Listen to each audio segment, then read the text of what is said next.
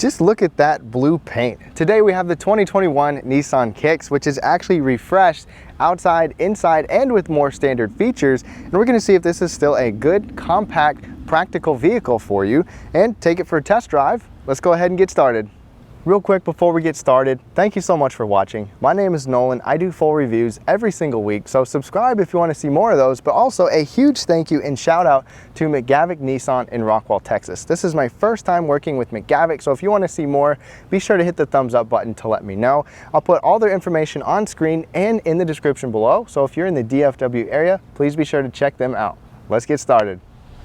All right, y'all, thank you so much for tuning in. Starting on the exterior, this is the SR trim level, which is the top trim, and it's the most unique one, kind of sportier looking with the dark accents.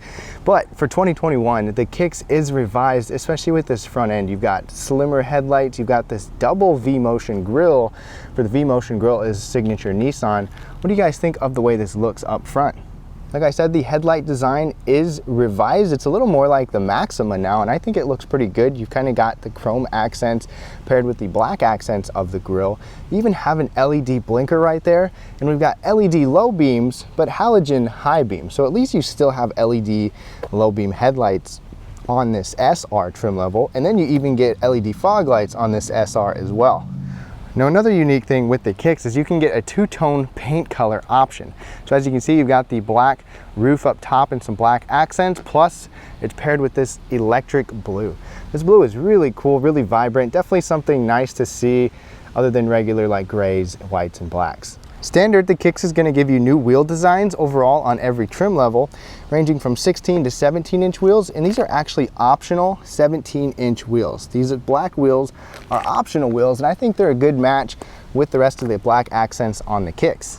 One other thing about the wheels is Nissan used to have drum brakes in the back, but now we have disc brakes on the top two trims, so that's good to see enhancements there.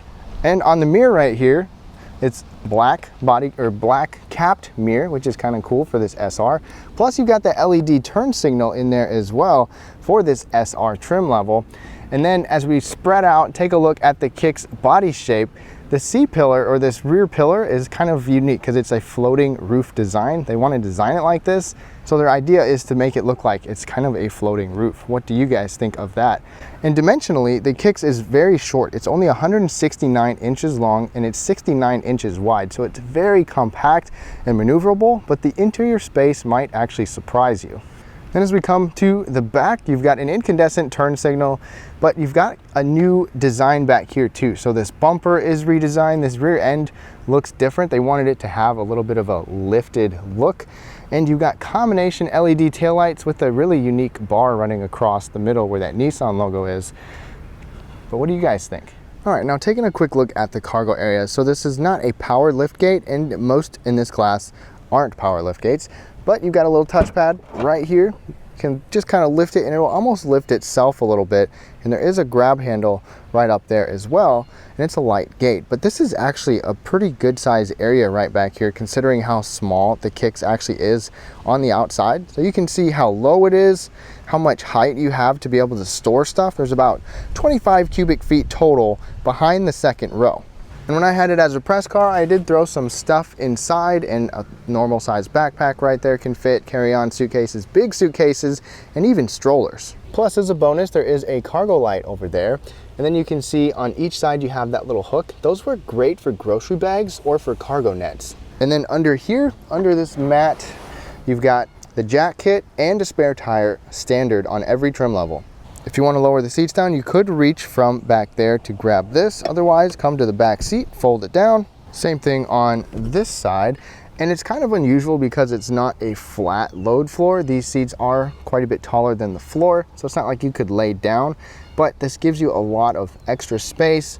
And then you could still stack a little bit of stuff up right there, but I think behind the second row is the best part of it. All right, so let's look at the key fob right away before we get in. This does have the smart key system, the same Nissan key fob that you are familiar with, and it comes with remote start. This is on the SV and SR trim standard. So the way this one works is there's no sensor in the back. It all goes off of this button to lock it or to unlock it. And then as we take a look at these front seats, so this is the standard seat. It's a cloth seat. The SR, of course, gives us this unique treatment with the stitching and the different colors and this kind of cool pattern on the seats. And the material does feel pretty tough, actually. It's a soft, like squishy material, but it doesn't feel super fragile and delicate. And you can see there's a little bit of bolstering around the side and at your bottom. And then you've actually got manual adjustment standard on every Kicks. You've got the lever in the front to move it forward to backwards, and then you can pump action height adjust the seat so you can move it up and down, and then your normal recline. The only thing you won't have is adjustable lumbar support. However, if you want, you can get what they call Primatex or Primatex, which is a leatherette. It's a synthetic material. You can get that optional on here if you want, but this cloth is what comes standard. And then in the US, you can also get heated seats optional on the SR trim. And I've got to say, these seats are comfortable for the most part with the bolstering, with the cushioning on the bottom. The only thing I don't like is the headrest is a little aggressive, but I don't remember having really any complaint spending a week in the Kicks before. Now moving to the back seats, this is a small area, but remember this is a small vehicle too, but you've got the same kind of pattern and material that looks pretty nice on this rear seat. And then sitting behind myself at 5'9", where I would have this comfortably, I actually have more knee space than you would expect. And same with foot space. I can slide my feet in under here pretty easily. And remember, this seat can be moved up or down. And even that seat is all the way back, and I can still sit there. So in a vehicle this small, that's nice to see. It's not spacious, not huge, but definitely better than expected. And back here, you've got 2 USB charging ports, so check that out. There's no direct air conditioning vents back here for these passengers. You will have to rely on the ones up front, but that is common for this class of a vehicle. In the middle, there's no center folding armrest here, which is a little bit odd. I wish there was. Otherwise, this back seat will work for a lot of people, no problems.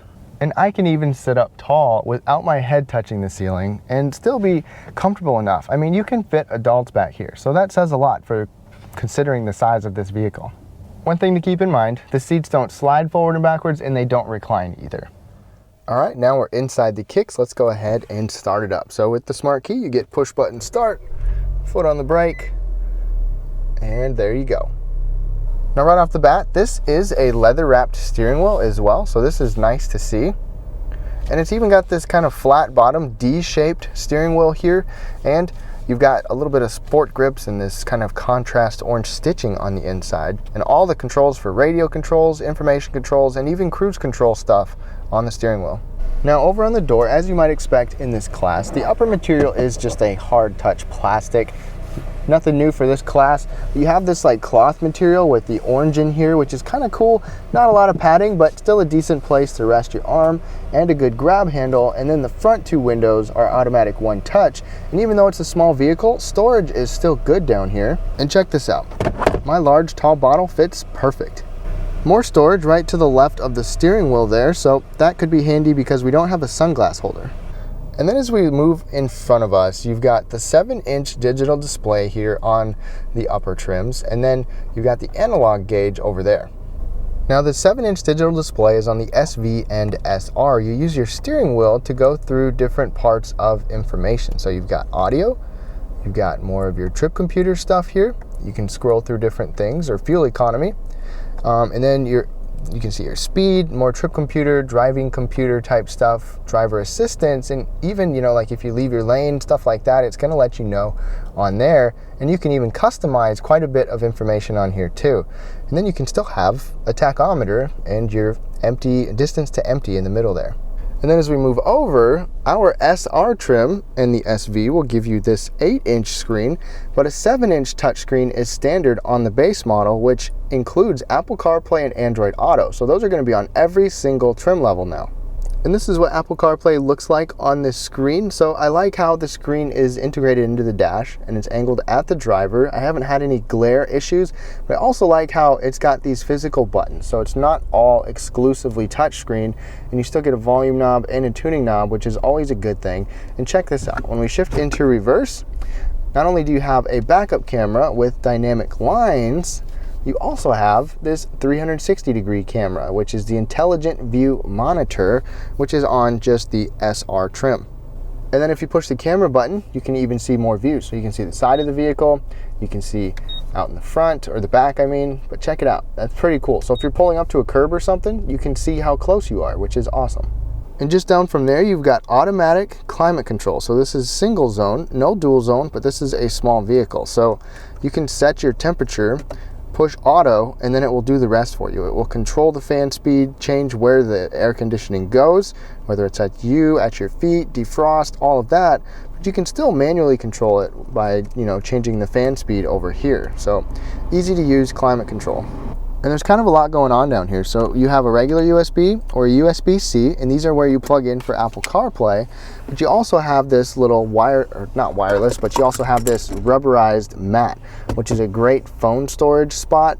You've got electronic parking brake and brake hold, which are on the SV and SR trims. Plus there's also a 12-volt power outlet. So there's a lot of charging options in here, as you saw with the back seat as well.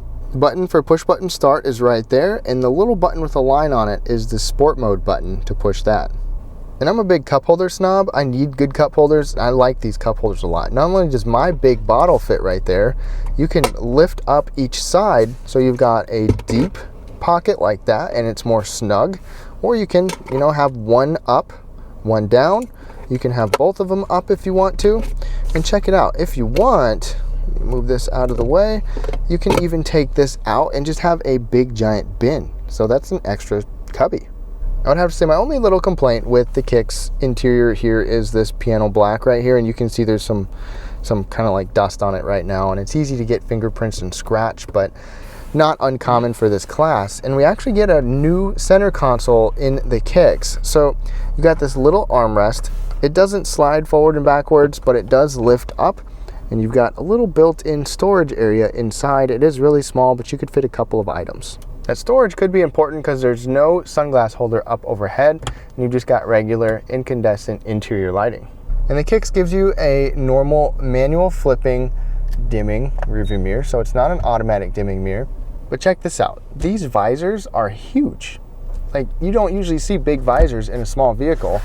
They also have a really large slide out piece. So you should be covered blocking the sun. And some of you may have expected it or wanted it, but there is not a moonroof or sunroof in the Kicks. But one nice touch, like the last couple years with the Kicks too, is you get some nice material on the dash as well with this stitching. So that looks pretty cool. What do y'all think of the design of the Kicks and the functionality of the Kicks here? But now, quick look at visibility. Small front pillar, and then looking out the back, a lot of crossovers. It's pretty rough, but it's really not too bad in the Kicks. That rear window is better than you think, and so is this second window. And one thing you should know real quick, you see this little marker right there? That's your blind spot indicator. So blind spot monitoring is standard. So is everything else with Nissan Safety Shield 360. Your front automatic braking is standard, even rear automatic braking. You've got automatic high beams. So when you turn your headlights on, you can have the head beam or the high beams be automatic, and even lane departure warning. So it will alert you if you start to leave your lane automatically.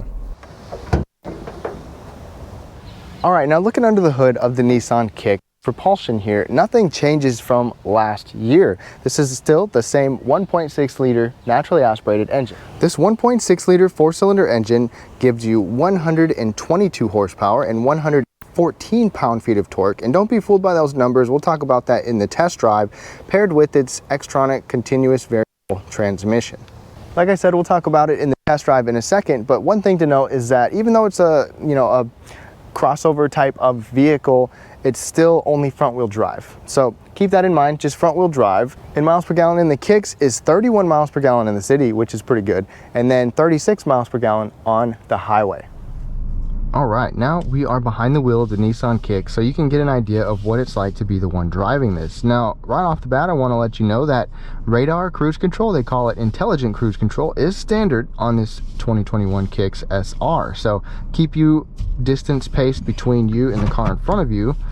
But let's go ahead and get moving. So first impression of the Kicks, I have driven the Kicks a few times now, and I had one Kicks press car for a week or so, so I was really able to get used to it. And despite what the power numbers say, the Kicks is actually a little bit punchier than you would expect. Obviously it's not going to be fast or sporty or anything like that, but don't let the low power numbers fool you, because it does a really good job of just getting you going and being responsive. The CVT transmission has a unique feel to it, but it works really well with this Kicks because it's just responsive. And we'll get on the road in a little bit. And one thing about the Kicks is it's very maneuverable. I mean, the steering wheel isn't super lightweight, like annoyingly light, but it's not heavy or hard to move around. And the sheer size of the Kicks is fantastic for city dwellers or those of you that want something small and easy to move and park. And that's exactly what you get.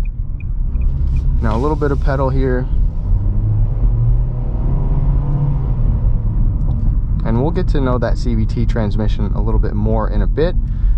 It does mimic shifts, so it's not like a just wind up type of transmission. It will mimic some shifts.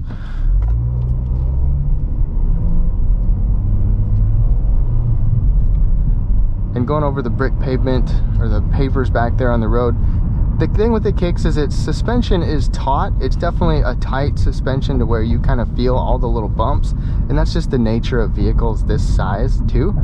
But it actually soaks up big bumps a lot better than you would probably expect. And it might be even better on lower trims that have a little bit smaller wheels, so they got more tire to soak things up. The brakes in here are good too. Obviously it's a small car. They actually enhanced the rear brakes for a couple models for 2021, so that is probably noticeable. Just partial pedal. So instead of hearing the constant drone and wind up of some CVT transmissions, this actually mimicked some shifts. And handling is good. If you are coming from a vehicle that's even a little bit older, you know, some of the vehicles that kind of have more lackadaisical type steering, you're going to get in the Kicks and you're going to feel like this is so nimble and easy to drive around, which it is. And on a day-to-day basis, when I was driving this every day for a week, getting on the interstate, going to work, the pickup going onto the interstate could be better, but it is better than I expected it to be. And the efficiency rated up to 36 miles per gallon. That's pretty nice, but not quite as good as the sedans, the compact sedans that you can find. And one thing I don't really get to talk about with dealership cars is the decibel ratings and road noise, cabin noise. I took some decibel ratings with my previous Kicks video, and I don't remember what those are, but I know that it was not bad for this class of a vehicle. So it's not like it's a loud car, but it's not like it's super quiet either. Not going to be as quiet as the Nissan Maxima, for example. And the Nissan Kicks does actually have a sport mode. There's a little button on the shifter. You push that and it will say DS. So that will be our sport mode. And I'm not going to floor it, but partial pedal. It will hold the RPMs up a little higher. So you've got a little bit of punchier behavior with this car. And that was pretty smooth with those mimic shifts from the transmission. And even when the RPMs are up and you're going, you give it a little bit of pedal, it's really quick to just give you some instant pedal or some instant power. So that's a nice, always a nice thing to get. But let's go ahead and wrap it up on this test drive. I have a longer test drive on my on a previous Kicks if you want to see that, but let's go ahead and wrap things up. Now to wrap things up on this 2021 Nissan Kicks, it's got some updated styling. Let me know what you think of that. A couple more standard features as well for this 2021 model, including down at the base level. But this SR is the top trim. It's the most expensive one, gives you quite a bit of features and good space considering how big this vehicle actually is. Again, a big thank you for watching. Thank you again to McGavock Nissan in Rockwall, Texas. Information in the description below. Let me know what you think of the Kicks, and if you want to see more detailed videos of the Kicks, I've got a couple more in the description below. But thank you so much. Have a great day.